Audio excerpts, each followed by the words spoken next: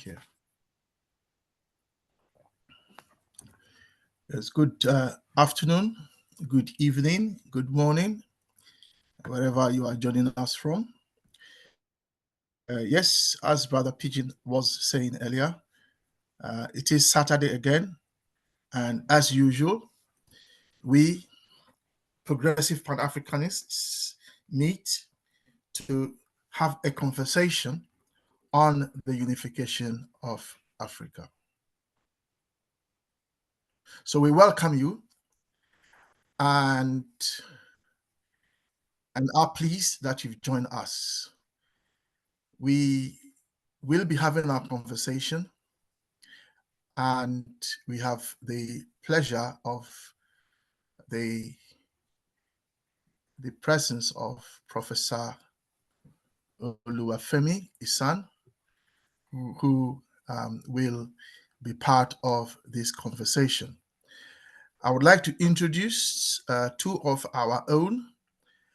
First of all, Brother Pigeon, who you heard speaking earlier.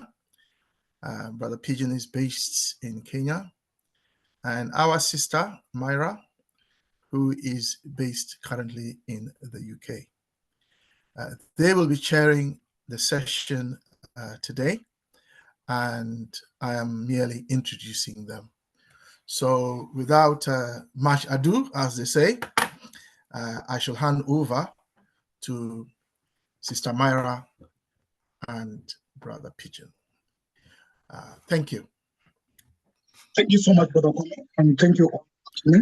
As usual, in our first phase of our conversation, we start with the current news, and then we build up the next conversation around the current news. We'll be having, as Brother Kwame has stated, a guest speaker, who is Professor Oluwafemi, who will be speaking on a topic regarding or related to Africa unification. That will be in our second session as we join in later. So in this first session, we have to take around 20 to 30 minutes to get news updates across the continent. And basically, we take news for the purpose of understanding where is the continent moving in terms of the unification. Are we moving far away from the unification? Are we moving closer to the unification? Even at a territorial level, which means at a country level or state level, or as a people where we are both in the continent and outside of the continent. How is the behavior of our people? How is the behavior of our governments? Are our people really getting towards unification? Are we getting towards liberation? And our people really getting towards development? Then from there, we'll now go to the second session or second part of the conversation where we will be having a presentation from our guest professor. We're having a question part and a reaction to the conversation as we build up the big conversation, the big question being what must be done for Africa to be totally united. So this first session of the current updates and news across the continent as we do analysis on it will be chaired by myself. And the second part of it on the presentation side from the professor will be chaired by Sister Maida. So welcome all. We do call your name and you let us know what's going on in your country. Is it moving towards the unification or is it taking us away from the unification as a people, as a continent or development or liberation of our people? So permit me to start this right from South Africa, where we have Elder Sam Muchwa, and also we have General Aninat. Kindly feel free, Elder Sam and Generali, to give us updates from the South African part. And all South Africa will be having a complex situation. It's either xenophobic attack, it's either our sisters of Nigeria getting locked out from the beauty contest, it's either the migration issues going in such a state that is more of mixed up. What is the efforts or what's going on in terms of our people there? Are they getting towards the unification, development, and liberation? So feel free to come in, Brother Sam and Brother Generali Ananaki. Brother Sam, let's start with you, Elder. Good evening. Thank you, Brother Pigeon. Good evening, everybody. Brothers and sisters, I think what Brother Pigeon just mentioned is still the current situation in South Africa. And I think many people know that we are continuing to grapple with the meaning and the actual practical experience of what is called the Government of National Unity in South Africa, which some of us believe it is a retrogressive position. You know, the African National Congress lost the election after 30 years of being in power and have not been able to transform political freedom into economic freedom. And the African majority, the vast majority of our people are still the poor of the poorest. In fact, the government uses this term that our people are the poorest of the poorest. And this is for me a blasphemy, because this country has the wealth that can manage to drive the whole continent in terms of economic empowerment. But that is the situation, and the fact of the matter is that the Government of Unity is being propagated as the liberation or the way forward towards a consolidation of freedom. On your laptop. Hello? Proceed. I think General Comrade Bukani need to unmute himself because you're getting some explanation. So proceed. All right. Many people are also aware that the President Ramaphosa, is leading a high-powered delegation of the Government of National Unity representatives in the China-Africa Forum that is taking place in Beijing currently. And I think even if we see this as South Africa consolidating its relation with the BRICS countries, but in terms of us in South Africa, all these we see as the African National Congress that have lost the election, trying to its utmost best to use everything to survive. And the irony for me is always what I always conclude with, that even a powerful liberation movement of my party, the Pan-Africanist Congress of Azania, seem to have seen the Government of National Unity as the way out. And personally, from a personal position, I believe the party, the PAC, and all other progressive countries should have used the loss of the election by the African National Congress to bolster African unity. You know, we've got the PAC, we've got the EFF, we've got the MK party. Those are all parties that are talking of Pan-Africanism, parties that are talking of the total emancipation of the African people. But instead, the PAC saw it fit to go and join the so-called Government of National Unity. So that, for me, it is a retrogressive position that we find ourselves. I think that is that briefly that I can talk about today. Thanks. Thank you very much. So basically, there's no unity in the Government of National Unity. Okay. According to us, it is a temporary unity, because it is the ANC that has failed to garner the majority of votes, that are using other political parties, and as I say, those who are using political expediency, using the fact that they will materially gain whatever they gain, like being ministers in this government. But remember, we didn't fight to just become ministers.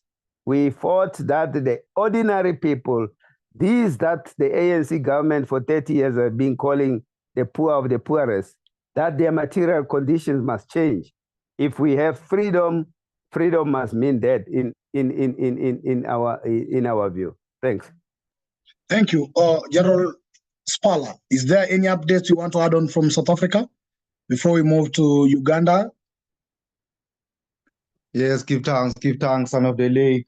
Give thanks to everyone at large, family, blessed. Okay, yes, my Lord. I just have 4 points here, but it'll be short points, not long points. We have the China-Africa issue, as the elder mentioned. We have the racism issue in South Africa.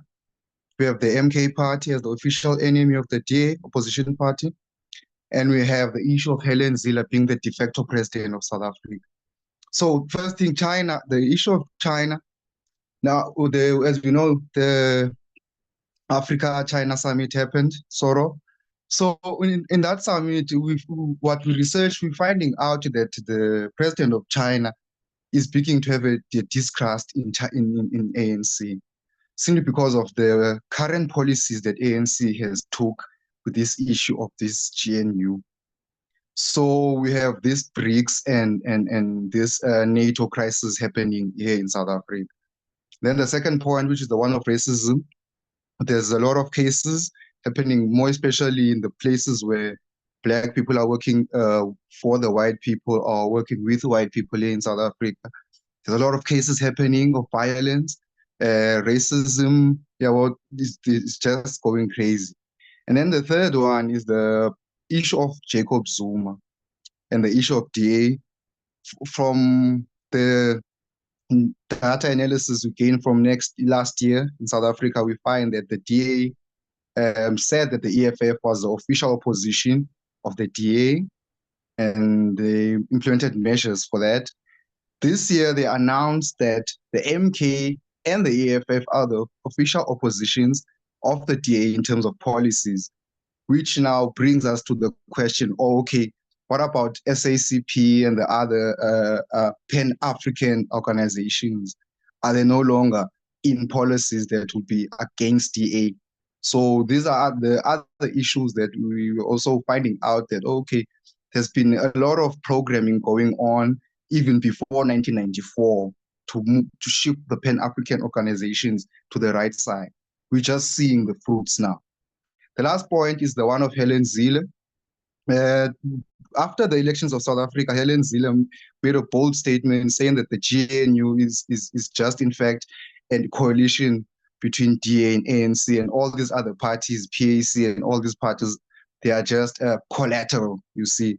And so, and Helen Zille also made sure to a point that she's the one who was pulling the strings, because she said that if the ANC and the Black people who are in power, or the so-called Black elites of South Africa, do not fall within the policies of DA, then the DA will pull out all investments in South Africa, and South Africa will suffer, etc., etc. So this is what I can give you so far. Thank you.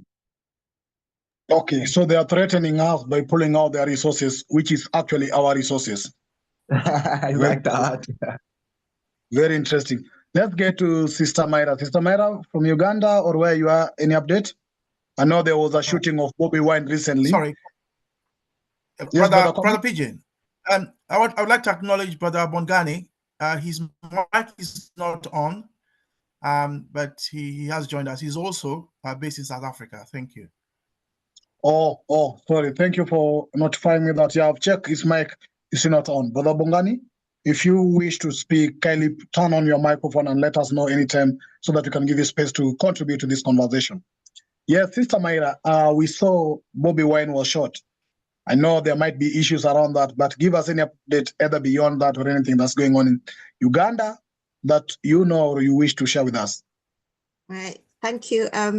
So whatever happened, that incident is quite timely, because right now we have elections coming up in 2025.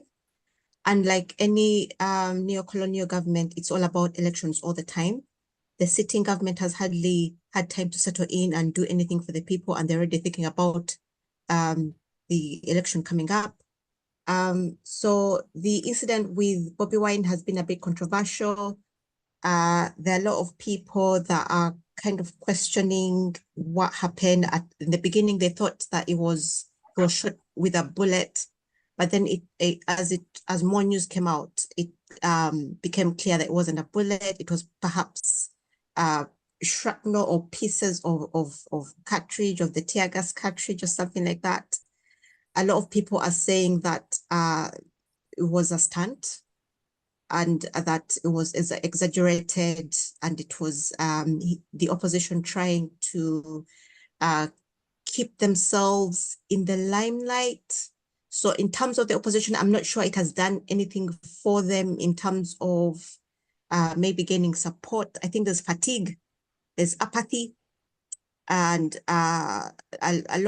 there's been a lot of corruption charges around both parties, the government and opposition, that people are kind of losing trust in either of them. So Ugandans have noted that the images and the story has gone around internationally, but I think the international audience is perhaps giving it a bit more weight than it has been given by the local population in Uganda. I think there's the apathy is really, really a lot. People are just resigned to surviving. So is my take on the situation. But in terms of that, there's no movement towards unity. It still struggles. Yeah, thank you. Thank you, Sister Mama. So is really the people of Uganda divided? Yes. So again, it's my observation that the popularity of the opposition from the beginning, when they came out on the scene, has decreased quite a lot to today, to the point where some people are accepting that while it's not the government that's going to help them, the government that's been in power for 40 years, they're also looking around and thinking maybe it's not the opposition. There are still voices that are for the opposition, but I would say we're all united in despair. And then the people that are gaining, the gain from the oligarchs, from the government, are supporting the government. The people, the average Joes and Janes on the street are just fed up of everything. So you can say it's difficult, it's a bit complicated, but there's people that support the government because they gain from it monetarily, and then those that are not gaining from it are on the other side. So it's really just it's like the haves and the have-nots. But politically, I don't think there's anyone really that people think is the solution to their problems. I think that's how it is. Thank you, sister. Let's go to Kenya. We are joined by two comrades, myself, now we are three. We have Comrade Carrington Kinyanjui, and we have Sister Wangari Washogu. Sister Wangari Washogu actually leads the Mau Mau pioneer movement, advocating for our freedom fighters who fought in the forest and seeking justice for them and repatriation, actually. It's so sad that those who suffered in the forest never gain and have never enjoyed the sweat of their struggle up to date in this state. So it's very sad, and Sister Wangari has been working on this for so long. We work together in various sectors, and she's still pushing for this. So let me introduce or welcome Brother Carrington and Sister Wangari to share any updates in Kenya in regards to where are they seeing the Kenyans moving.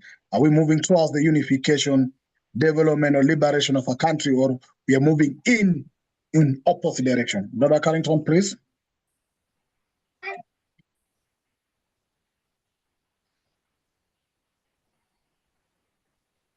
Brother Carrington, if you are not in a position to speak, permit me to go to Sister Wangari to start us. Sorry, I'm here. Yes, start first. Yes. Okay, thank you.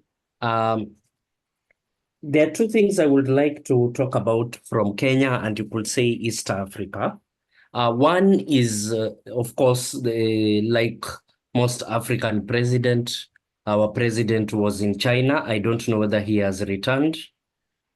He has signed several infrastructure deals with the Communist Party of China to build roads and add certain laboratory equipment into Kenya's polytechnics and other infrastructure. But the one most interesting for me is the extension of the standard gauge railway to Uganda and the building up of of infrastructure along Kenya's lands into the Great Lakes region. This is because it is in the interest too, not just of Kenya, Uganda, and other East African nations, But we should accept that it is also in the interest of China to build this infrastructure, because this Great Lakes region, in northeast, eastern Congo, western Uganda, is very rich in minerals. And therefore getting minerals from this Great Lakes region into the coast at Mombasa as quickly and as cheaply as possible is desirable, not just for, actually is desirable for China. Similarly, getting Chinese goods from the port of Mombasa throughout into East Africa is also desirable for China. So the question here is how the East African community can take advantage of this infrastructure. First, in the construction. Second, in the use of this infrastructure to move East African manufactured products within East Africa. So this is a question of whether we will take advantage of the opportunity and whether in any case the Chinese project will kick off in any case. Second, there is a lady, an athlete, an Olympic class marathoner called Cheptegei. I think it was Rebecca Cheptegei, who got, I don't know whether she's Ugandan, a Ugandan Nilot. So she got married, or either was the partner, was in partnership with a Kenyan man, who I think was also Nilotic, and she bought property in Kenya. They got into a dispute, and when the lady returned from Paris to Kenya, because she was settled in Kenya, although she was Ugandan, she was attacked and basically doused in oil and burnt. And she has just lost her life. I learned of this yesterday in a Kenyan hospital. So there is a strain, and I'm sure most of you will come up with similar stories around you. There's a serious strain in marriages in the continent. This is because of multiple reasons and probably needs to be discussed a little bit further and deeper. Successful, independent women are shaping up. I am the son of one successful, independent woman. And I think this is causing a serious strain amongst us men who are used to in our traditional roles as providers. And this is a problem that will become more and more pronounced in the continent as more and more girls and women get educated, start successful companies, pursue successful and productive careers, while our men either stagnate or start to regress. So I think it is an important discussion that we need to talk about, because these trends are existent throughout the continent. Asante. Thank you very much. Yeah, indeed. Thank you for that. There's also the mass exodus of our women going to work in Middle East, which then either they come back with their money and they feel like they want to stay alone because they now have money, and the young men in the country do not have anything so-called financial. So there's ability of what you're saying now kicking in various parts of the continent. Yeah, Sister Wangari, and then Brother Raymond, I've seen you've added update from Uganda. If you have any other further update, feel free to share with us. Sister Wangari, we will be trying to move as we can for the news part before we get to the presentation. As it said, the presentation of Professor will be forming part of our conversation in the next part of this. So Sister Wangari, welcome, Sister. Okay, thank you. Well, today, thank you all those who are present. Thank you for welcoming me. It's a good discussion and update for everyone who is who is a patriotic on what is happening in Africa and wishing to see an African united continent. Well, some may have known the spirit of Mau Mau. Almost every country mentions about Mau Mau, but the issue is that people do not know the real secret of why Mau Mau were not given the leadership of the nation. And you should know that whenever you come from war and you are not the one taking over to the leadership of your country, then that's a very serious offense. And this is what is ailing our country. And I have always said again and again in various forums that Kenya is very, very different from all other African countries. One, it is because according to what the colonialists had planned, they never ever thought of ever leaving the nation. They had already planned to own it. They had already planned to do away with the natives. And finally, they claim it as another second Britain. So what I can say is that even before our independence, there were 3 negotiation conferences in Lancaster, London. One in 1960, another one in 1962, another one in 1963. The one in 1960, Jomo Kenyatta was not released by then. The 2 people the negotiation was still going on. And the negotiation were how are we going to give out this leadership to those who are friendly to us so that we can continue being part of this nation.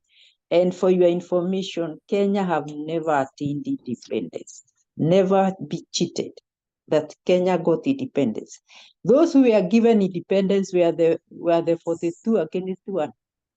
Those who were not Kikuyus are the ones who were given independence, because even the Mau Mau, and of course the loyalists, the Kikuyu loyalists who were chiefs and the home guards and whatever, and those who surrendered, because the Mau Mau were still bound even after independence or over 40 years. It is when it was after 40 years when President Kibaki decided to have them removed from being called terrorists, yet they are the ones who made the white man lead our nation.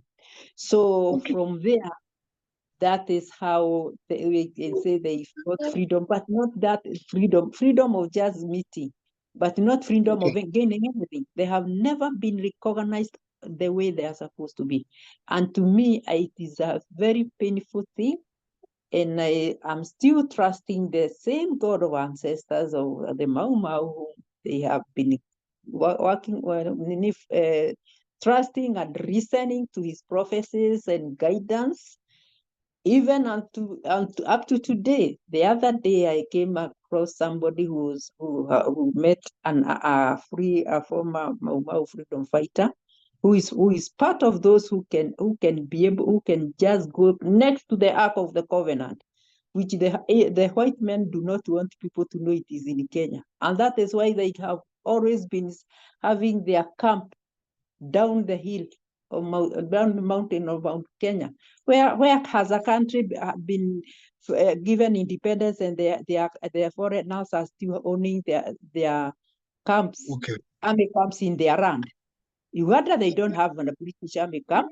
That's why you should understand Kenya have never gotten independence. And for those few remarks, let me just leave it for today, because I also want to start this forum.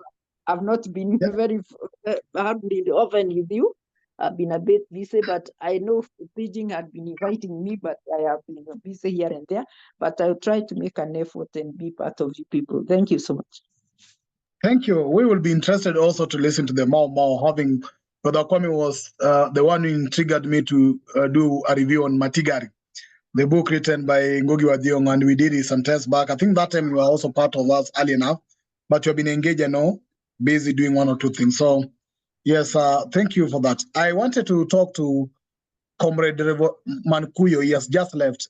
He was arrested yesterday. I don't know if they were arrested together with Comrade Julius Kamau for trying to interrupt with the court proceedings, where some of our comrades who have disappeared in the recent protests were not produced in court by the police department. But I see he has left, so when he's back, I will try to get in touch with him. on our timing, as I can see, let's go. Brother Kwame, I can say proceed with some of the news update. Is that okay? So I move to Sister or Comrade Damilola. Kindly feel free to unmute yourself and introduce yourself.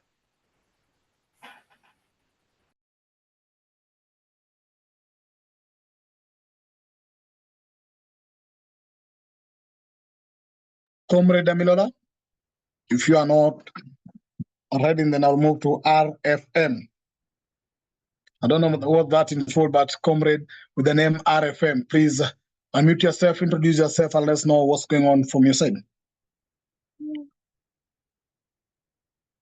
RFM, that's what I can see in my screen. Okay. Comrade Raymond, any update from your side? I know you wanted to say something extra. Yeah, thanks, Comrade Odimwengu. Myra was actually able to share majority on what I wanted to say, and then Comrade Carrington also brought out the issue of Cheptegei, the lady that was doused in fuel and torched by a partner in Kenya. Yeah, she's Ugandan, so that and what has been going on with Bobi Wine. But then also an update on the protests, around corruption. The youth are still trying to speak up and say, let's have an end to corruption. Let's have the Speaker of Parliament resign. But then the crackdowns by the police, are still ongoing.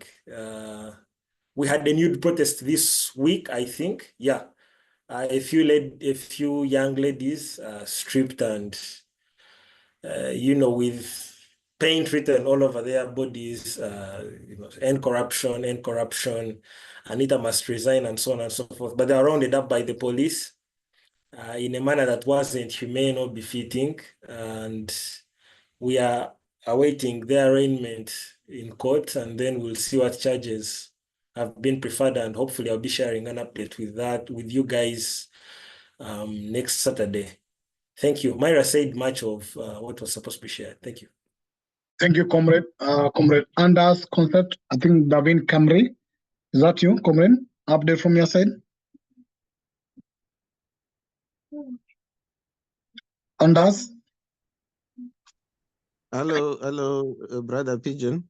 It's Chosa. I joined the platform. Yeah, I joined the platform with another device, so it's showing my organization name there. I'm currently in South Africa, but I'm from Zimbabwe. In fact, there's nothing new to say about the current situation, because we all suffer the same, the political systems that are not for the people, but that are still perpetuating the colonial systems. So in Zimbabwe, I can say we are still having that issue of disputed elections. And also we have the issue of SADC doing nothing to resolve the issue of the stolen elections in Zimbabwe. And we are also seeing the issue of the Chinese dominating our territories in mining and other industries. So those are the problems that are common in Africa. Our people are not empowered to do all those. Maybe that's why we are seeing the Chinese taking over. But it's a discussion for another day to see how we can resolve the issue. But otherwise, the real problem is the political system and the infiltration of China into our territories. Okay. We can about updates. Let's get to Ari, then Veronica, as we gear towards ending the first session on this. Comrade Mari, Veronica, and Sister Ida here. Comrade Mari, let's start with you. Then go to Comrade Veronica. Okay. Veronica, please go ahead. Unmute yourself, introduce yourself, and let us know what's going on where you are in terms of our unification as a continent or as a people. Okay, good evening, everybody. Good evening, comrades. My name is Veronica and I am from Nigeria. I'm in Nigeria right now, and I'm speaking to you from Port Harcourt. Well, from as of yesterday, they increased our fuel price again by about 40%, and we just finished the protest to relay our grievances on what the government is doing and how the masses are being seriously marginalized. Food prices have doubled over the last 3 months, and it's becoming increasingly difficult for the average Nigerian to be able to afford food, to be able to afford light, to be able to afford fuel. So everything, crime has increased. Robberies start as early as 7 p.m. on the streets that were usually safe. So right now the tension is very high because right now everybody is looking towards the next protest that is geared for 1st of October. And we really hope that the government will listen this time. It's just that last time it was hijacked by some paid thugs, and they turned the protests into something else, killed some innocent people, you know, and it's so bad because nobody is talking. You can't talk, and if you talk, you're locked up. So we have to do it en masse. So that is what is happening in Nigeria for now. Thank you. We really find it hard. We experience in Kenya and going on in Nigeria when young people are trying to stand up for what they feel is right. They are met with a very oppressive regime that actually brutalize our young people. Let's get to Comrade Sister Ida. Good evening, everybody. I can only tell you about news from northwest of London, because I mean there's always things going on all around London. But we've just had the carnival, and then this week they've started. They had the Grenfell inquiry, and Grenfell was a very big tower block that absolutely burnt down. It was so atrocious, and it's to do with the cladding. So it's very close to where the carnival takes place. And they've just had the inquiry about what happened. As yet, I can't tell you. I mean, it says a lot of things, but the most important thing would be if anybody is actually prosecuted and goes to jail or has to pay a lot of money. At the moment, you know, it's like endless inquiries, it seems to be, but this is meant to be the final inquiry. Yes, look at the pictures. Absolutely dreadful. So dreadful. So at least they waited to just after Carnival, and now it's about this. So that's what's going on in our side of London. But I think there's lots of other things which I can't really tell you about. So thank you. Even in Kenya, I think almost 17 to 18 high school students have died in a fire that actually broke up in a secondary school. And there was another fire that just broke up, I think today or early in the morning. We still haven't got the clear number, but there has been also fire in secondary school, and many students have lost or fear to have lost their life in that. In an area called Nyeri, the deputy president says 72 students cannot be accounted for. The government talking about 18 or 17 people that have died in that fire in a secondary school. So there's also a lot that's going on in terms of the number of people going missing. I'll actually have to take this back to Sister Myra for the second part of the session. And the rest of the Brother Kwame will come probably, if he permit me, after the presentation to do give his thoughts or his thinking in regards to both the presentation and the news aspect as we move towards the other part of the conversation. Kwame. If that's correct, I can move to Sister Myra, and the rest of updates we can take after the presentation. But also feel free to share in the chat any news update, any link to the news, so that we can also be informed and keep the conversation going. That, I think, is in order. So, Sister Myra, back to you as you take us to the presentation part by Professor. And Brother Kwame, I don't know if you'll be doing the projection of the presentation or the professor will do it himself, but let's see how that will work out. Sister Myra, back to you. Thank you, Brother Pigeon. So I'll start with a very short introduction of Professor Oluwafemi Esan. Thank you for joining us. Professor Oluwafemi Esan is the Vice-Chancellor of the African Union University and also a Vice-Chancellor of the El-Roi London Academy and University. He is a Principal Consultant of the Transpersonal Mental Health Clinic, where he's a trained transpersonal therapist with over decades of practice and specializing in healing and discovery. And he couples his therapy work with a profound understanding of the human condition with his prophetic ministry. He's also the ambassador of the State of African Diaspora and an ambassador of the Sovereign Kingdom of Hawaii to the United Kingdom and European Union. As students of conscientism, we understand that us Black people have to study to transform our minds if we are to decolonize ourselves and our nations. So Professor Oluwafemi is going to talk to us about African-centric psychology and African-centric education, which are key to our liberation and decolonization. So without further ado, I will give the floor to Professor Oluwafemi. I'm not sure if you can share your screen, Professor. Not yet. Thank you so much for this opportunity. If you're making me co-host, I'll be able to share my slide. Thank you. Okay. Brother Pigeon, can you make it that the professor can share his screen? That's done. Okay. Thank you.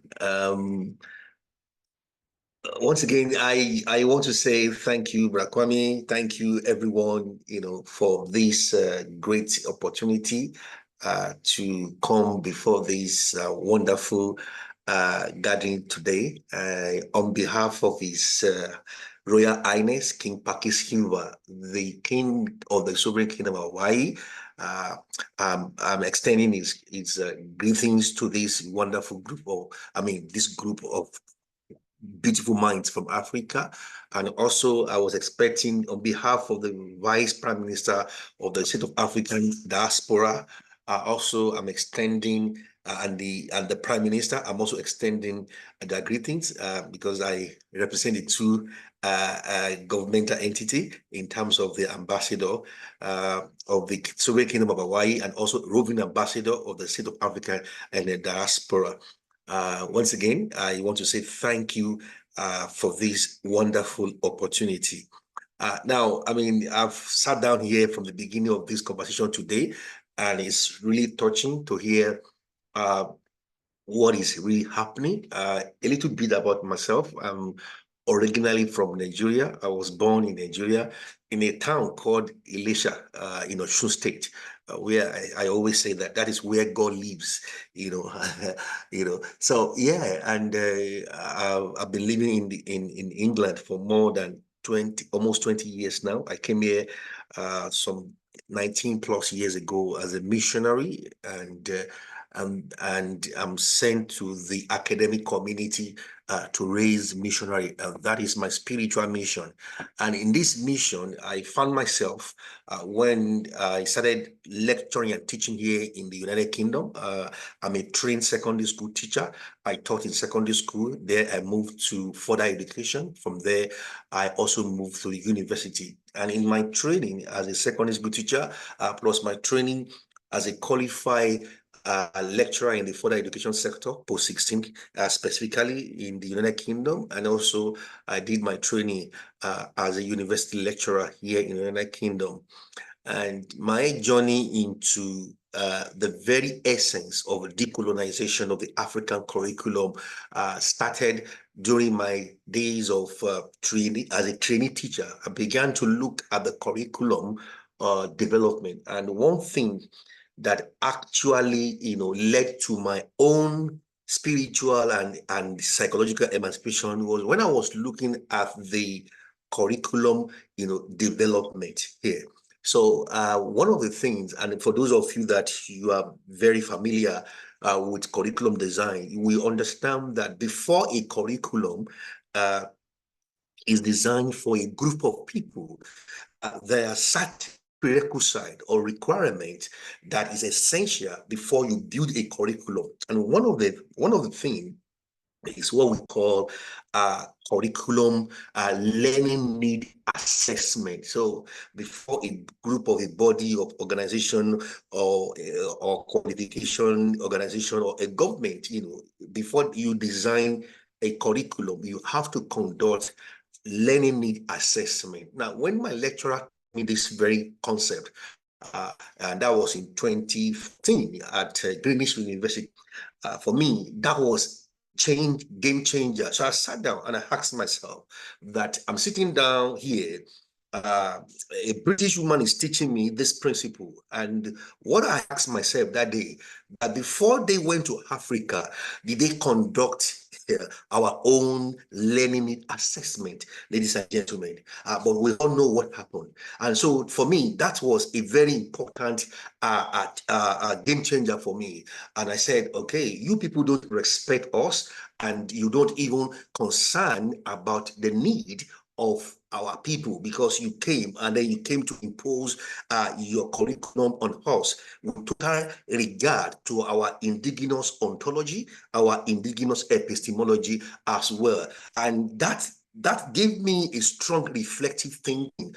And during that time, and I begin to look at myself, that what is the agenda of the colonial master in going to Africa to present this curriculum to us in Africa? Ladies and gentlemen, we will know all this, that another principle in the area of curriculum design in Africa, in the philosophy of curriculum design, the principle of curriculum design is what is called hidden curriculum. Which simply means that whenever a curriculum is designed, the writer of the curriculum has some hidden agenda, which is not explicitly written as objective of that curriculum. But what hidden curriculum does to an individual or a group of people that is exposed to a particular curriculum is that you are a product of a curriculum. What that means is that the curriculum shape your thinking and shape your way and your lens through which you interpret your world. Ladies and gentlemen, I've sat down from the beginning of the meeting today. I've listened to various problems in different countries of Africa. You can see one thing I arguably submit humbly to all of us, that our problem is the colonized curriculum, even despite the fact that the post-colonial era, the post-independent era, we are still suffering from new colonization of our education, and that is where the problem lies. And to develop the counter effect of this, now in the process of mental emancipation within the African continent, my argument is also about there's no emancipation without decolonization, and there's no decolonization without indigenization. And that is where I position my argument, that for you and me to experience true emancipation and decolonization, we need to indigenize and contextualize our curriculum. Now, on that note, I would love us to, because of time, to look at the very concept of the African Indigenous, psychology there. And what is indigenous psychology? Indigenous psychology is an intellectual worldwide movement against the hegemony of Eurocentric psychology. Now, in their reflected on or unreflected missionary path of promoting Eurocentric tradition under a scientific appearance. Now, you can see here that up to now, at this stage, even in the history of the African continent, we can see that we are still suffering from the hegemony of the Eurocentric psychology. That is the psychological undertone and also the epistemology, and to look at the ontological foundation of our curriculum in Africa is purely Eurocentric and is built on the psychology of the European. Now, 2 weeks ago, we had a group of students from Eswatini, and they came to study a level 6 diploma in child psychology in our university. And so I asked them the question. I said, this curriculum is purely Eurocentric. This is a child psychology concept that you are exploring. But my question is that a child that is born in Eswatini, how would that be very relevant to the developmental process of that child? Looking at the psychosocial environment of that child, and is completely different from a child that is born in a Western culture. And I argue with this group of people to let them know that when you look at the concept of psychology, psychology is purely cultural bound. Now, to study the psychology of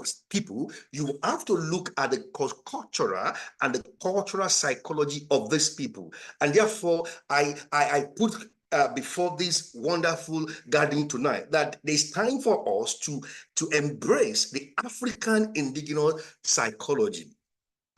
And it is time for us to filter the very content and the process of our curriculum development from the African Indigenous Psychology in the field of the academia. And that is where we have now, African Indigenous Psychology, highlighted in that definition. It can be taken to refer to the systematic and informed study of the complexities of human mental life, culture, and experience in the pre and post colonial African world, quote and unquote. And what this simply means is that we need to understand the very essence of the African Indigenous Psychology.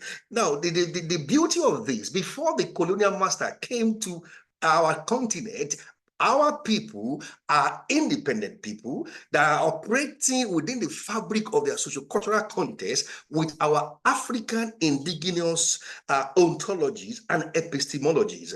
And this also has formed the basis of the African psychology education. In other words, before the white man came to our land, we understand and we relate with nature and within the fabric of our culture based on our African indigenous psychology. And this is very important to understand that one of the things that colonization has done is the complete disregard and erosion of our belief in our African indigenous psychology. And it is obvious that the outcome of such colonial trauma is the inferiority complex of our African indigenous psychology. And this is what we are suffering today. And if you see in our political leadership, currently you said South African government is in China, and why we go to China and import a solution to the African problem. It is simple, because we have been mentally conditioned through neocolonization that when it's not white, it is not right. Again, I will say that.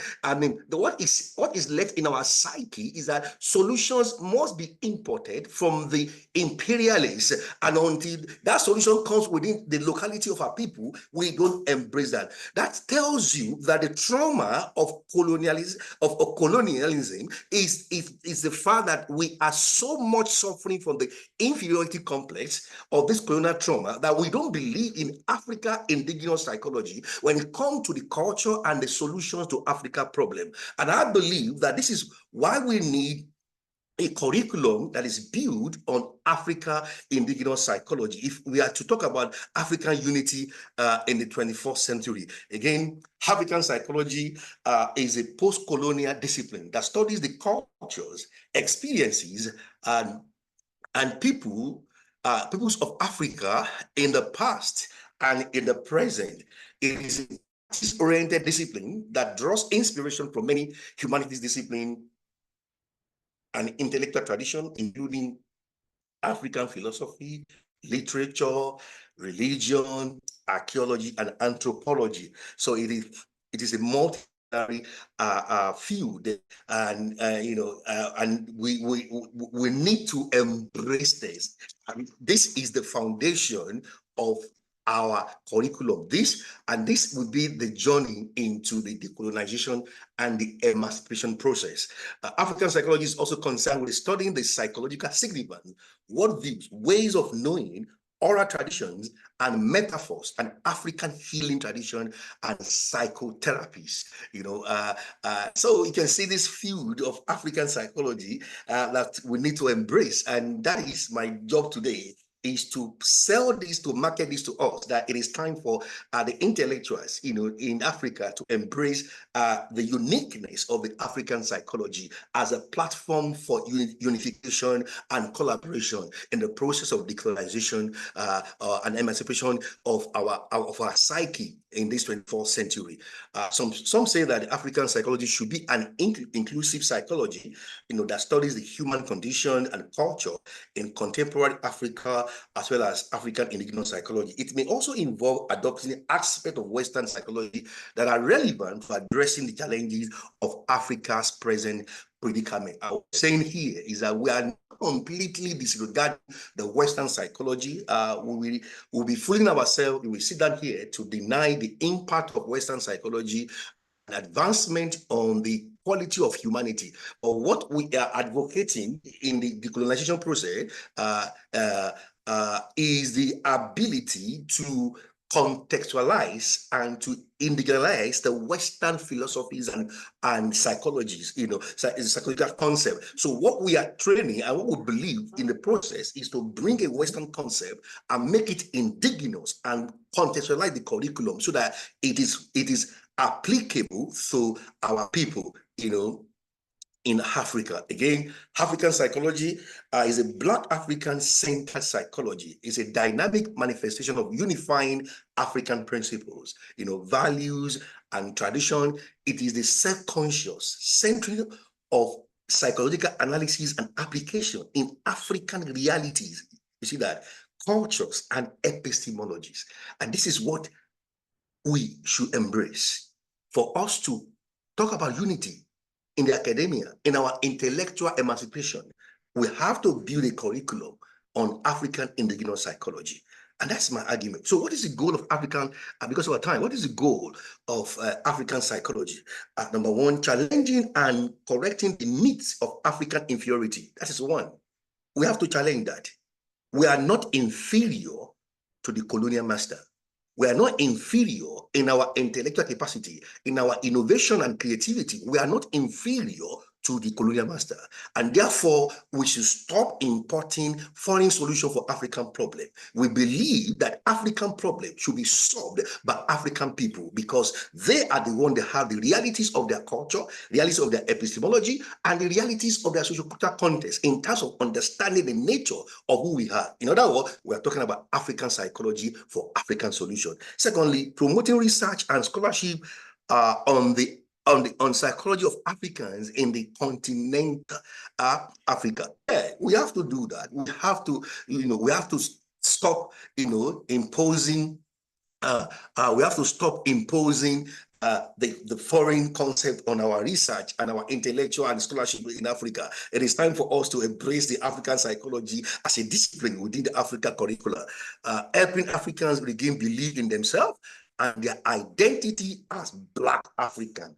This is so important. This is one of the goals of African psychology. We want to, to believe in ourselves and our identity as Black African. I remember my mom used to say to me, because I was so very dark in my family, and then they used to make fun of me. And then one day my mom said to me, "He said, whoever is not proud of his color does not fit to live." Hallelujah. And then he said to me, "Don't mind them. They can laugh at your color, but they cannot deny the reality of your potential, your gift." And that is what we need in African psychology, to believe in ourselves, to believe in our potential, that we are people of unity and we are people of beauty, a people of color, are a people with solution to the world. That's our solution in Africa is not within the African continent. We are solution to the world itself. The world is waiting for Africa. And this is a time for us to embrace African psychology as the basis of our creativity and our innovation. Also promoting understanding of African people as psychological subject itself. All what the foreigners do to us is getting us as data and, using us for their peculiarity of that data, coming within our culture to study us, but they don't believe in our own production of our data. And there's nothing wrong with us intellectually. This is proven over the years. Africans have done great stride of innovation in even in European countries within Africa. So we have the intellectual capacity to provide solutions and to bring innovation and creativity. However, the colonial trauma has led to inferiority complex. And that is what African psychology is talking about. The trauma of colonialism can only be solved by African psychology therapeutic intervention. And that is what we are promoting in our university. Also relating psychology to its local cultural audience. Exactly. I said earlier today that psychology is cultural bound. You cannot study the psychology of people without their cultural identity. And that is a need for African psychology. Are also providing solution to problems in the modern and globalized Africa's social and cultural, environment. And those are the goals. Then as I begin to move toward the end of this presentation, talking about what is collaboration theory in psychology. Now, collaboration is not simply interaction between colleagues. It involves two or more individuals working towards a common goal and creating a new product. And that is what we need now. That is what we need in Africa today. An idea, a solution, and insight beyond what they could have achieved individually. Now we have to come together, and I really appreciate this very forum, that we need this kind of forum, to continue to have the discussion, to look at how we can forge ahead and how we can put our energy, our resources together to promote the unity of the African people. We are so much blessed in Africa. It is time for us to embrace that, and that is very, very important. And what are the 4 principles of collaboration? Number 1, focus on mission before organization, manage through trust. See, and that's one of the things that is lacking, manage through trust, not control, promote others. We need to promote ourselves, not just yourself. Build constellation, not stars. And that's the beauty, of collaboration, and that's what, we need seriously, to take this unification further, especially in the area of Africa. I'm going to end with this. The African Indigenous Education. African Indigenous Education, also known as African Traditional Education, is an informal process that prepares young people for their adult responsibility in their communities. It is based on students and their community's experiences and is reinforced by practical examples of adult life. The education is usually oral and passed down from one generation to the other. And the beauty of this education is that it includes the following principle. It is personal relations.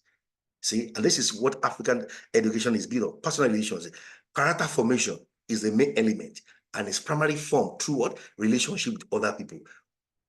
Holisticity is holistic. Students are taught to be multi-skilled so that they can take on a variety of tasks. Now you can see these are the beauties and the ingredient of African Indigenous education philosophy before the colonizer came and then erode our belief. And so I believe strongly it is time for that. Again, African Indigenous education is experiential knowledge based on relational worldview and culture.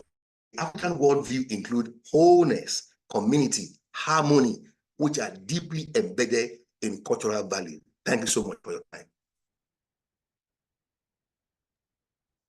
Thank you, Professor Oluwafemi, for that very beautiful and engaging presentation. So now we'll be opening up the floor for any questions or points of discussion from the audience. Any questions, please, or any points that have hit you and you want to raise them?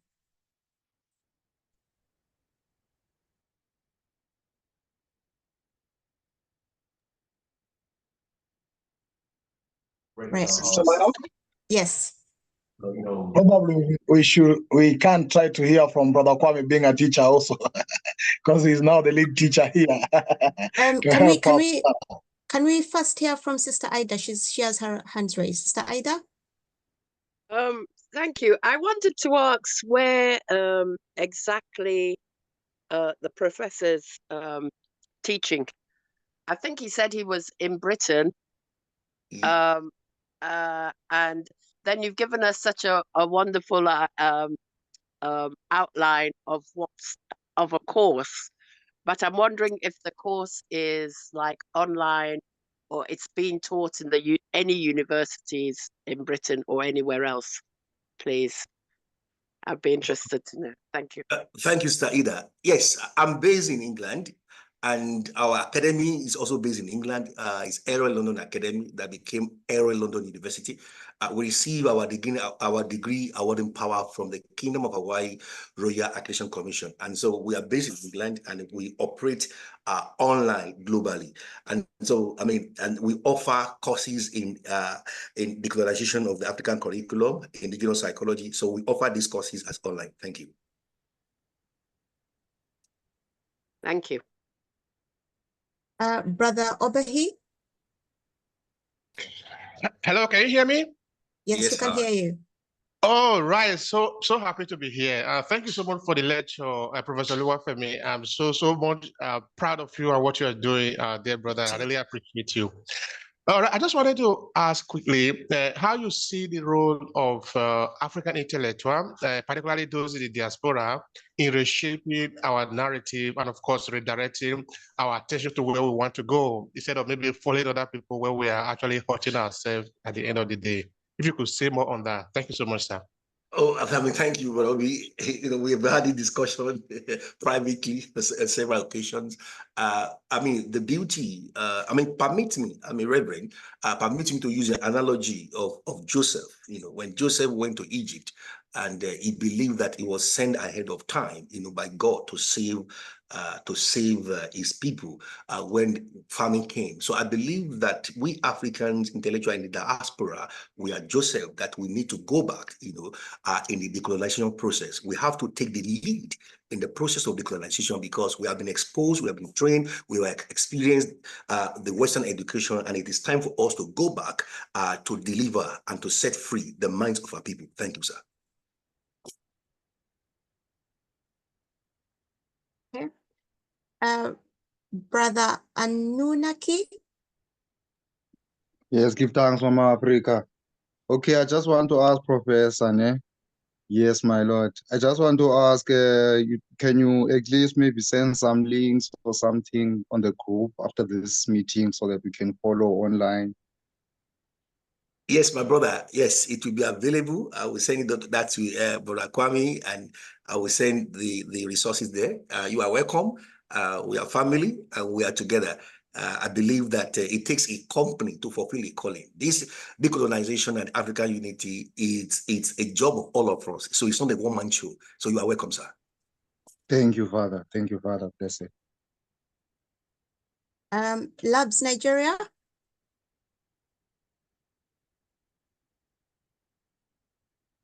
Yeah, good evening, everyone. Can you hear me? Good evening, yes, sir. Yes, we can hear you. Professor Olufemi Esan, how you doing? I'm very fine, sir, uncle. This is your uncle, Dr. Jones. How you doing? I'm very fine, sir. I was invited to this today, but I want to salute you for a wonderful presentation. Thank you, sir. You've mentioned that you will share this slide. Yes, sir. And one of the things that you've mentioned is you're not just an educator, you are a humanitarian educator. Thank you, sir. And I believe there is money out there for us to make this a reality. But I think if I want to just ask, going back, you said we have to go back. Yes, sir. And to change the consciousness of African. Yes, sir. To understand they've been miseducated. Yes, sir. Now, one of the things I've learned over time is that we can't change the world, by confrontation. No, sir. And we have to change it in a way that help others see us as friends. Mm. And I believe from what you've presented today, another a new narrative came up, because in October, I would like to invite you actually, before I ask my question, I'd like to invite you to York St. John's University to present this, because we're having the Black History Month in October. Yes, sir.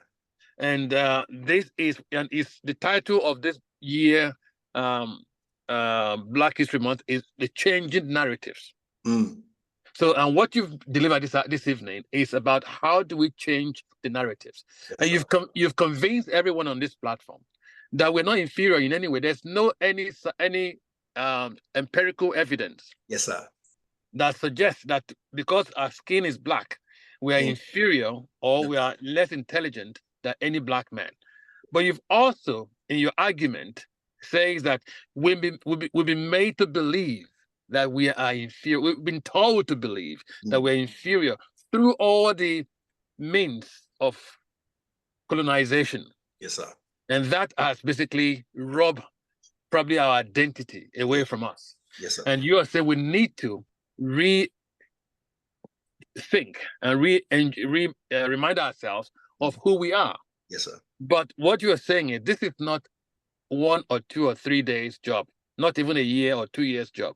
Yes, sir. And this kind of meeting is where we can become conscious, yes, sir, of our position and to see how we can make things happen. So, and I think is the beginning, and this should not just end with just one presentation like this.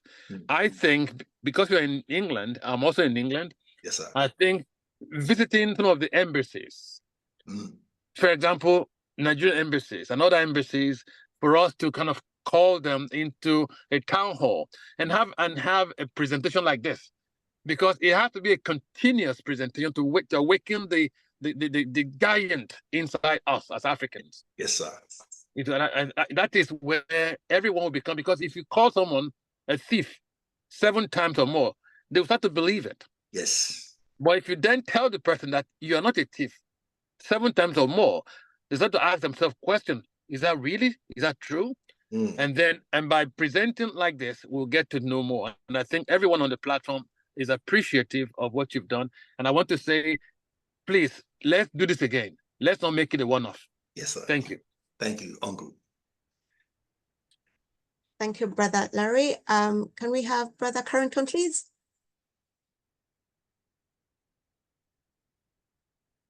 Brother Carrington? Yes, thank you very much. Sorry, Myra. Thank you very much, Professor Oluwafemi. Thank you, sir. I have 2 questions. I was very intrigued by your discussion of African child psychology, and I think it's something I just have never had. So it is good to be once again to learn something new, as always, from a teacher. One, I am a student, so I enjoy learning from teachers. I am a professional student. One, I was very interested in this concept of relationalism. So the concept of Ubuntu, basically manifested in very many different ways throughout Africa as an opposition to individualism. Now, imagine I am Kenyan. Imagine I am bringing up my son or daughter in Nairobi, the city, not in the village, but in the city. Practically, what would you advise me to do? And the second question, this also follows for adults, African adults, right? There's a lot of egoism in our politics, and that is what is leading to corruption. The need to steal public money so that you can buy helicopters, you can buy $7,000 watches, etc. This is just a manifestation of unbalanced personality, nothing very, very big. So what would you also advise us adults to do in calibrating our psychology to fit better these principles of relationalism and Ubuntu? Thank you very much. Thanks so much, my brother, for this question. Now, the first question you spoke about as a father, as a parent, raising a child in Kenya. I would like to use the opportunity to let you know that, I was married to a white woman from Spain, and we have 2 kids. And when it was time for me to name the kids, so I told her they will have a Nigerian name and they will have a Spanish name. And when we got to the registrar that day, so I gave my son a very long Yoruba name. It's Oyindamola. And I remember the mom saying that, okay, why there's going to be problem, people will not be able to pronounce his name, they will bully him. And I said, please, can you stop that? Okay, can you stop that? And I put my feet on ground, and that is the name my son is bearing on his birth certificate. Also, my daughter also has a very long Yoruba name called Oyin Consola. Okay, you can see that picture over there. And what I found out is the fact that we are not proud of our identity, our culture, and our language. You can imagine married to a white woman that is criticizing the choice of my name. And now imagine us now, some of us in Africans, we don't even name our kids again with our indigenous African language names, and it's part of what has been the problem that we have. So when you are raising your child, whether in the cosmopolitan area in Africa or in the village, the first thing you need to understand is the identity of that child is purely cultural based. And so our parenting skills should be centered around the African psychology of the child, which speaks about the child's identity. Let them know the values and the cultural traditions, despite the fact of exposing them to European education system, but they need to understand, to know the values of the cultural tradition and identity. Because, sir, when your identity is eroded, your mentality is darkened, and then your ability is hampered. Can I say it again? When your identity is eroded, it affects your mentality, and your mentality affects your ability. And so the problem we have is our identity, not just our ability. And that is what colonial trauma does to us in Africa. So we have to raise our kids embracing their indigenous cultural identity. Now the second one, talking of us adults, and my argument based on our adulthood is that we are suffering from the colonial childhood trauma, sir. That's it. The colonial childhood trauma is affecting our adult life. And therefore, you see in adult life, because of that colonial childhood trauma that has been repressed and is expressed itself in behavior of corruptions. And why is that? Because it is the colonial slave mentality that is affecting our psyche. And because of time, here is my argument. Number one, we need intellectual emancipation. Secondly, we also need spiritual emancipation. Why spiritual? Because if you look at the Afrikan Indigenous ontology, it is built on spirituality and not materialism. And then when the white man came, he gave us a curriculum that is built on materialistic ontology. And that has been that's why you see our political leader, religious leader are materialistic. Why? It's coming from the materialistic curriculum that we are exposed from early years up to our higher education in Africa. That's to say, so we need to go back to the spiritual ontology of the African spirituality to understand that we Africans, we are spirit, and we don't need anybody to tell us that. So when you build a curriculum on a spiritual framework, you are not only educating the intellect, you are also educating the spiritual. And when there's a spiritual development, then the ego is suppressed by transcending it through spiritual growth and development. Thank you. Thank you. Brother Ananuki, did you have another question? Yes, Mama Africa. I just have 2 brief questions for the professor. Give thanks. First of all, Professor, I want to ask, do you read Dr. Amos Wilson's work? And then secondly, if yes, then my second question will obviously follow that. Do you also have the belief or the perspective that the history of the African man is the power, and that is the reason why the white supremacy have distorted our African history. Thank you. Oh, okay. Yeah, I've not gone details into that book, but I can come from the philosophy expressed in the book and the fact that the history of the African man is at power. And you know why, sir? Historical analysis is empowering because it tells you of your traditions, it tells you of your origin, and that is included in the formation of your identity. So for me to understand that I'm a Yoruba man, I need to know my history. So I was born into a Yoruba family, and then my history was narrated to me through interaction with my socio-cultural environment via my primary socialization. And so that history is part of it. And that's why the white man will do everything to erode and to distort the authenticity of our history. So we need to go back to that. And not only that, the history also reveals to you your very source of identity. And like I said, here's my argument. When identity is influenced negatively, our mentality will be damaged. And that is what is affecting our development in Africa. Thank you. Thank you, sir. Thank you, sir. Okay, Professor, I think you're getting standing ovations in the chat. Brother Pigeon says, thank you so much, Professor, for this powerful presentation. And we have some questions from Brother Coco in the chat, so I'll read them out. He says, thank you for a brilliant presentation. I have had to retract my words in a Pan-African group today. When I lay the blame on colonization, some Africans said, no, Africans have to take the blame for their own situation. So I want to know your view on whether enough time has passed since colonialism that we can now blame Africans for their own lack of development. And he adds, in short, Professor, do Africans have agency? Are those that are stealing money and keeping it for themselves having agency? Can we blame Africans? Oh, that's quite interesting. I mean, number one, I would say that we cannot blame Africans. And my argument is based on this fact that after the colonial master left, the colonial master set us up for political failure in our leadership.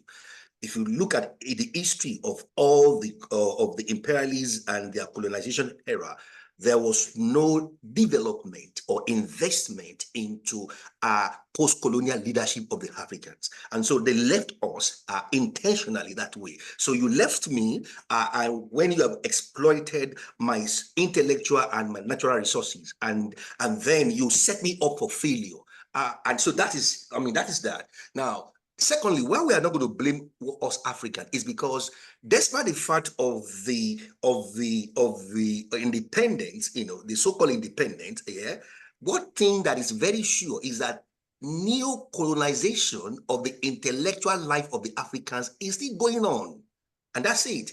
We are politically independent, but we are psychologically dependent through educational neo-colonization. And that's where we are facing right now. And that's why the battle now is to stop this neo-colonization through decolonization, which I argue based on two factors: contextualization of the curriculum. Secondly, indigenization of the curriculum based on what? Indigenous African psychology. Thank you. Thank you very much. Sister Ida, your hand is up. Professor, I wonder about we can't blame Africans, because when we don't blame anybody, things just get worse and worse as people get hungrier and hungrier. So if we don't start to say that people are doing wrong things, or saying that people who do wrong things should face the consequences and maybe be taken to court or be jailed or whatever, if we're never going to blame ourselves for anything, will we really move forward? Because I see that in this country, this is Britain, we're told, there was some outrageous thing that happened in one of the supermarkets. And most people will say, well, leave them alone. The police tell you to leave them alone. And I see that in parts of Africa, there are outrageous things that are going on, but yet nobody seems to want to face that they're doing wrong. So I query what you're saying. I'm sorry, lonely me querying what I am doing. It's a misconception of my explanation. I was answering Okay, specifically the question of a brother that put there on chat, talking about the blame after political independence. Where are we? Have we not given enough time? Okay, enough time. And I will reiterate my point again, is that we are suffering from colonial trauma. And most of us are also suffering from repressed childhood colonial trauma. And research in epigenesis have shown that pain from our ancestor is hereditary. And that is it. And so when someone is suffering from a repressed colonial trauma, that trauma will influence their adult behavior. And that's why I'm talking about the blaming. Now, the blaming, as in when you do something under code of ethics and conduct, you must take responsibility for your action. So I'm not, that's not the kind of blame I'm saying. I'm talking about the blaming, not blaming the colonial master for the responsibility of the colonial trauma and setting us up for political failure in the post-colonial era. That is what the blame I'm talking about. Thank you. Thank you. Brother Coco. Thank you very much for this opportunity. I'm impressed, Professor. I'll also like to introduce my professor, who is also online tonight. I don't know why he's not talking to you, but he will probably when he gets an opportunity. Professor Mafule, his line of thinking was that colonization is what you call entrenched in our brains, in short. The trauma which you just mentioned, yes, sir, is entrenched in our traumas. So there's that intergenerational trauma, yes, which we are carrying. Yes. And he is actually a physical scientist. So he sort of manages to read it from how this happens, from fear-based control. Yes. You understand? Changing the route which we will normally take of flight or fear from a short circuit, yes, from a longer circuit, which uses a higher brain, to a short circuit one. Yes. So it's a very interesting concept which when he teaches it. Yes. So I think it would be nice for the two of you to have conversations and sort of start to understand this more. So just to answer Sister Ida's question a bit more, to help you with what you said then. Sister Ida, when you blame the victim, you are only addressing the symptom of a problem. The Africans have been zombified. You get me? So you need to address the root problem. The root cause happened when we were moved away from being Africans to being Europeans in black skins. Do you get me, Sister Ida? We are Europeans in black skins. That's what we've been doing since we met them. And the minute we go back to our roots ourselves, then we'll wake up and we'll have our agency. We don't have that. And I think most of you here were offered the course which Professor Mafule is teaching, but not many of you took it up because either you are scared, or you think is irrelevant, or you don't see a use of that. But the fact is, most of the decisions we are taking because we have to compete with the life in which we are living right now. But the African, in his original setting, he doesn't compete, he collaborates. Yes. He has that Ubuntu communalistic, let me say that, community is what the African thrives well under. And he takes care of everyone under that community. Everyone. No one is left behind. That's what Ubuntu means. No one is left behind. But we cannot get there because every day is a rat race. We need to fight for our living. We need to fight for everything. That's why even those at power, they are scared. They see resources draining. They want to keep or hoard those resources for themselves or for their own. They don't really realize what is happening. So you're talking about zombies right now, or you can call them patients. They are all patients of mental health. The professor has lots of other names that he uses. Something is called metasophia. I don't know it, but he has all of this. So I'm glad you brought this tonight, Sister Myra, Comrade Pigman. Well done for this, because it's time we start talking about this. Because most of the school of thoughts around the Pan-Africans, they're still divided on what Nyerere said or what Nkrumah said. So, but now, where we are, most of us will think we are fine. We are in charge of our decisions, but we are not, unfortunately, and especially the economic decisions. Thank you. Thank you, Brother Coco. Brother Obehi, yet another question? All right, can you hear me? Yes, we can. All right. I just wanted to say a word or two about the blame. I say this from the point of view of somebody who have been interviewing Professor Oluwafemi. I think we have done like about 10 episodes, and we still have a lot to do. Of course, it's somebody that I respect a lot. Thank you, sir. So Professor Oluwafemi have also highlighted the point that we need to take responsibility for what is happening to us. And that is something that I'm really particularly interested in. In 2010, I wrote a book that I titled "On Development in Africa, My Hands Are Clean." The thesis of that book was the fact that Africans, we need to take responsibility for where we want to go. This is despite the fact that we have suffered slavery, we have suffered colonialism, and now neo-colonialism. In the fact that if we don't take responsibility, things are never going to change. But that does not deny the fact of what have happened to us. I make my position for the sake of our survival. In that, of course, we have the right to blame the Europeans for what they have done, and they still continue to do it today, and they will continue to do it even tomorrow. They don't have any reason to change. But the change is going to come from us, because we are the one that are suffering the consequences of their action. We are never going to expect them to change. So should we blame them? Of course, we need to blame them. But should we stop there? We are not going to stop, because if we stop there, we are never going to move.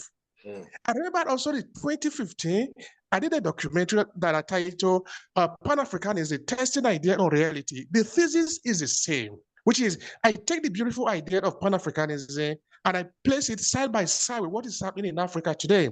For example, looking at the genocide in Rwanda, looking at the Nigerian civil war, looking at the war in Sierra Leone, where you literally see Africa putting the heads of their fellow African and cutting it with cutlass. Looking at how long does it take to massacre nearly 1 million people in Rwanda? These are done by African people towards other African people. Who take responsibility for this if we need to move forward? So the question of responsibility is something that is particularly important for us that are in the diaspora. But it doesn't take away where we are coming from, which I think Professor Oluwafemi have explained time and again, which is we are acting based on what has happened to us. We will need to understand that, but take the responsibility to change the future if we need to move away from, because you see, you cannot continue to do the same thing and expect something different. It is not possible. But you must understand your role in what is happening to you. Thank you so much. I really want to highlight that Professor Oluwafemi is really key on the fact that we take responsibility, but without denying the fact of where we are coming from. Thank you so much. Thank you. Thank you, Brother Obahi. I have to thank Brother Obahi because I came across Professor Oluwafemi's work on his podcast on YouTube, and he's been very key in connecting Professor Oluwafemi with CSG. So thank you very much, Brother Obahi. Next up, we have Brother Carrington with another question. I'm so sorry to take up time, but it will be very quick because it is related to what has just been spoken before and who we hold responsible for our current state. There's an let's call him irritating Kenyan government official, not very senior, and a government official head of an independent commission. Brother Pigeon knows him, called Ezekiel Mutua. He said something that I found very interesting. He said this: I come from a poor background ends at 30. After that, you are the background. So I normally use this to ask Africans this question. Africans, I come from a colonial background, ends at which age? Thank you. Thank you, Brother Carrington. Brother Larry? Sister Myra? Yes. Before Brother Larry speaks, can we play the African anthem, please? Thank you. Yes.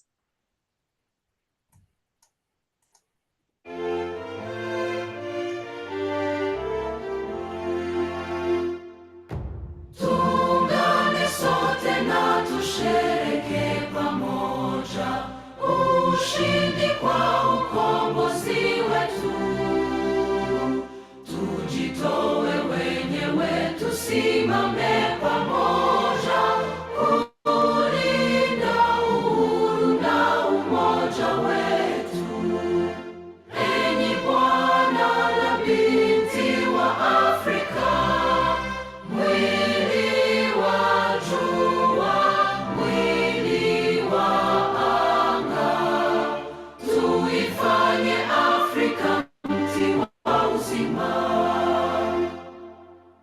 Tuungane sote tuimbe pamoja, kuenzi shikamano hatima yetu. Tujitoe wenyewe kupambana pamoja, uhuru na umoja vitawale. Enyi Bwana na binti wa Afrika, mwili wa jua, mwili wa anga, tuifanye Afrika mti wa uzima. Tuungane sote na tujibidishe kutoa kilicho bora kwa Afrika, chimbuko la wanadamu, chemchemi ya utamaduni, tumaini letu wakati wa mafarakano. Enyi Bwana na binti wa Afrika, mwili wa jua, mwili wa anga, tuifanye Afrika mti wa uzima.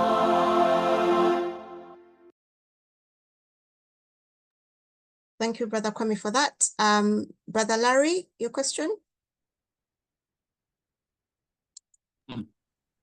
Thank you very much. Sorry. Can you hear me, everyone? Sorry. Yes, we can. Okay, good. Yes, I just want to quickly ask Professor Oluwafemi if he know anything about the Great War of Benin. Because one of the things he said was that the white man wants to keep us, would like to keep us where we are and not allow us to move away from where we are. So I just want to quickly mention something that probably, I'm not sure if he's aware of it or he's aware of it. The War of China is one of the greatest innovation, I would say, or human creation, so to say, and that basically amazes everyone from China. Also, the pyramid in Egypt is also seen as a very important architectural structure, which basically gives people, amazes many people. Even the white men could not believe that was done by African. But I'm not sure even some Nigerians know that we have one of the greatest war that was built by the Benin people, that was destroyed by the British way back because of they couldn't imagine that African can do that. And this is part of what they have done to destabilize and to destroy and to even eradicate our identity as human. And perhaps this is just to support his argument about what they have done to our psyche. Yes, I mean, if you build something so magnificent, and yet someone come to destroy it because they don't think you should have it, and want to live you in a perpetual state of non-existence, and that will affect you no matter how much you try. And that is one of the things I would like him to look into that and see perhaps if he's aware of the greatest war of Benin. I will do that, sir. Thank you, Uncle. Okay, thank you. So I'll read out 2 comments from the chat, and then I'll hand over to Brother Pigeon and Brother Kwame. Comrade Chosa says, thank you, Professor, for the presentation. I agree with you 100%. Afrocentric psychology should form the very basis of our Afrocentric curriculum development in every subject. And Comrade Lawal says, I think the present realization has taken Africa present dynamics away from the blame game. Africa now needs to start the reorientation initiatives, starting with redesigning the African curriculum. Also, while Europeans may be blamed for colonialism, Africa will continue to be blamed for remaining colonized. Africa must emancipate herself, and the journey towards Africa's deliverance begins now. Thank you very much, comrades, for all your questions and for the discussion. And thank you so much, Professor Oluwafemi. It has been the most enlightening presentation. And now I'll hand over to Brother Kwame and Brother Pigeon. Thank you. Thank you, Samara. Thank you. Yes, Brother Kwame.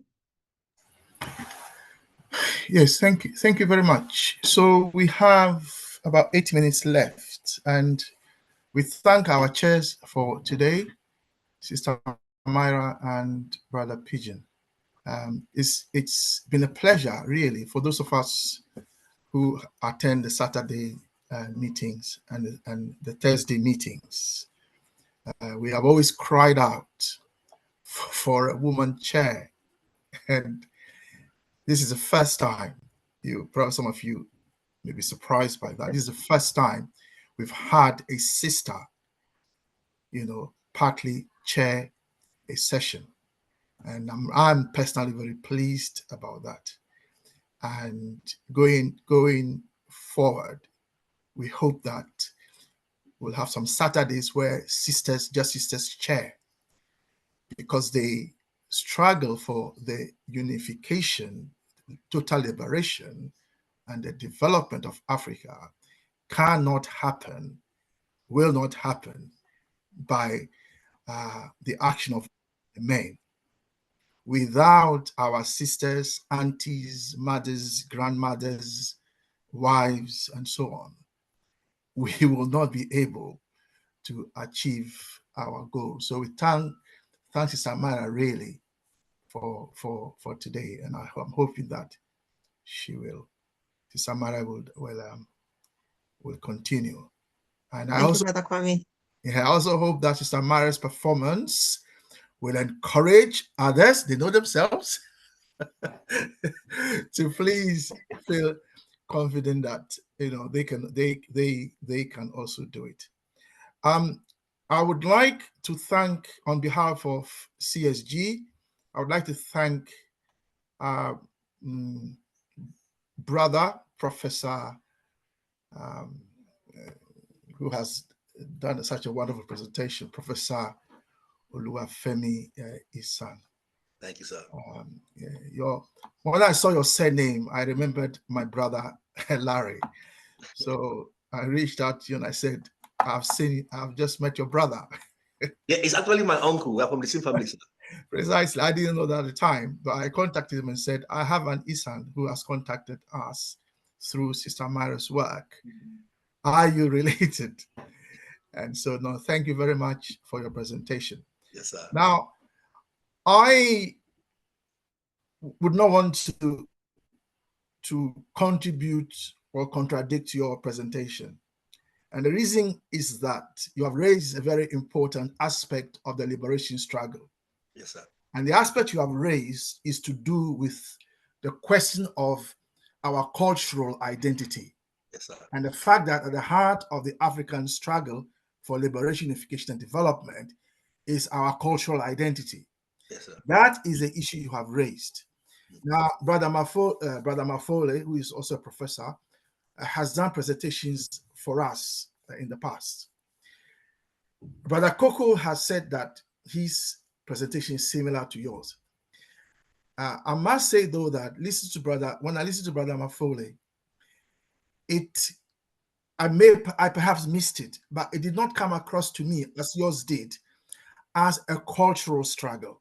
That's not how, Brother Coco, just so you know, that's not how Brother Mafole's presentation came across to me. It could just be me. Maybe others understood it differently.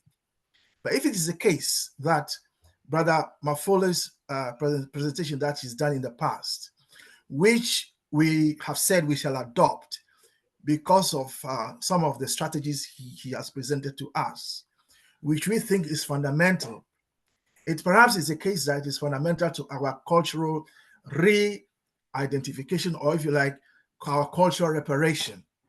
So what I would suggest, if it's okay with everyone, is that we have a part 2 of this presentation. That is, if Prof is willing and able and also available. Yes, sir. And I will present, along with Sister Mara and Brother Pigeon Charing again, I will present what I would consider as a challenge to what we've heard from you. Yes, sir. And I say a challenge because what we've heard from you is essentially, for me, an idealist's presentation of culture. And I will actually challenge it with a materialist presentation. And to say that I hear you, what about this? It is not, it is to support what you said. Yes, it is sir. not to take away from it, because nothing you have said is wrong. And I think everybody listening to you here has been really, has been really maybe happy, if that's a word, or pleased, for your presentation. Very, very strong presentation. And my senior brother Larry, you noticed his comments earlier. So yeah, so that is it from me. Thank you very much. Thank you, sir. So Brother Pigeon, back to you, sir. Yeah, thank you very much. Yeah, thank you very much for all of you to attend this conversation. I think it is the only platform sometimes where we mix both gender, both difference in ages, both difference in locality, those who are in the continent and those who are out, coming together to converse and have a conversation as equals or as people geared towards the liberation, unification, and development of Africa. With the younger generation of myself, of course, 28, close to 30, getting the right experience and ideas and knowledge from some of us who have the ability, of those who have been taken through the system and know what should be done, is a good guidance and a good training ground for some of us to take over fully the struggle for the Pan-African struggle. So permit me to appreciate all of you and those who have shared their questions or asked their issues, and particularly Professor for your time and your presentation. And to all those new people who have joined us today, we do really appreciate your time. Just to say, moving forward, is that this presentation will be available and our recording will be available by Monday evening latest, so that those who might have not have good time or enough time, or those who wish to redo or listen to this will have time to do that via our YouTube channel and through the permission from Professor. If he shares directly, of course, you have the slide through his permission, we can be able to maybe share the slide for those who are available, those who are interested to have a copy of it. But yes, as has been proposed by, you have your permission, Prof? Yes, sir. Okay, thank you. Now, as proposed by Brother Kwame, we'll maybe take a week and give it other week, not this week, coming week, the other week, maybe to get the counter of this. Then that's the beginning of a conversation. Because conversation has to start by one side and other side, and then we move forward together to get all the potential for actually unity as a people. So this is the beauty of our conversation. We have to share both sides, not in conflict, but in exploration to order to understand better how do we move forward in a formidable force as a people? So thank you very much for this. Next Thursday, we'll be having our continuation of our philosophy class, which of course some of you in here, and I appreciate brother from Anders group.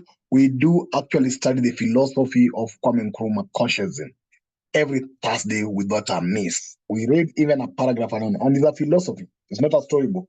So we take time really to understand what Nkrumah says to us, and it's still relevant up to date. And I think it will still be relevant in 100 years' time if Africa will not wake up, so that we can actually move to action, because the elder or Kwame Nkrumah is reminding us to take action. So yes, we are welcome for our Thursday sessions, and I think all our you can get in touch with me. I think if I will share my contact so that you can be part of our broadcast list, so that you can get updates on what's going on when the uploads are ready and the new classes coming in. We also have, of course, a Kiswahili class. We run it on Tuesdays for unification of Africa to those who want to learn the Swahili language. So you're all welcome. And next Saturday, we will actually give updates on what we'll be discussing in between. But usually, Saturday is a conversation on the unification of Africa. When you get a guest speaker, we'll always notify the members present. Back to Brother Kwame. I see Brother Larry stand is up. Brother Kwame? Yes, thank you so much. Yes, Larry. Yes, okay. Because of the interest of this important topic, I have just submit a topic that I would love to present if I am also given the opportunity. And the title is Reclaiming Our Heritage, the Afrocentric Perspective on African Civilizations and its Global Significance. So I've submitted that on the platform. So please think about it and see if you allow me to talk about it as well. Well, Larry, you're not allowed. Of course, you're allowed. Brother Pigeon will get in. I'll give Brother Pigeon your contact so he can he can contact you, and then you can arrange a suitable Saturday. Okay. Yeah. Thank you. Right. So thank you all. Have a wonderful evening, morning, afternoon, wherever you are. And if you are joining us on Thursday, we hope to see you on the Thursday class, which also starts at the same time from 7 p.m. to 9 p.m. That is London time, and 6 p.m. Accra time. And if you're not able to join us, feel free to join us again next Saturday. And yeah, have a great week, and see you all very soon. Bye-bye, everyone.